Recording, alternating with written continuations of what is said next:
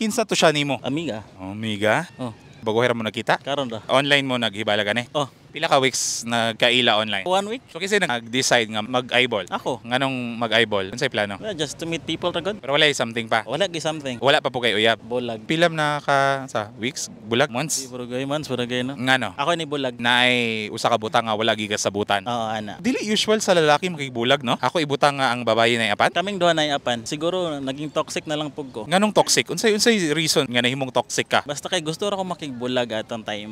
Dili man siya mosugot. Nganong dili nakaganahan sa relasyon? Basta kay dili na ako ganahan sa relasyon. Wala na ka na-feel? Aon sa ba? Nawala na ang gugma? Wala man nawala ang kuan ako niya. Or nailain? Wala ko'y lain, wala nahitabo nga third party. Ako ra gyud gusto makigbulag. Na ako'y reason nga nung gusto ko makigbulag. Basta mo na siya. Mo nang butang ani dili ka na ni mong i-share. Unsay learning nimo gikan na ni nga relasyon? Although love ninyo ang usag-usa, dili permente nga maora na inyuhang mahatag sa usag-usa ba. Ta kinabuhi sa tao, napoy laing mga butang nga kinahanglan nimo buhaton aron Para ma-satisfy ang relasyon. dili man ta mabuhay gugma. At least na kay hatag pud ba. Siguro mga act of service, kana mga kuan good actions ba. Dili lang kay gugma I love you yan na. Basic naman na kaayo sa kuan relation, common naman kay na. Siguro survival ba na. Para mo ulahutay po ning gugma dili ra sa gugma ra pod itself. No, correct. Gana ka mensahe niya? Kayo ka diha kay napakay sakit karon. Mubisita ra niya ako pohon.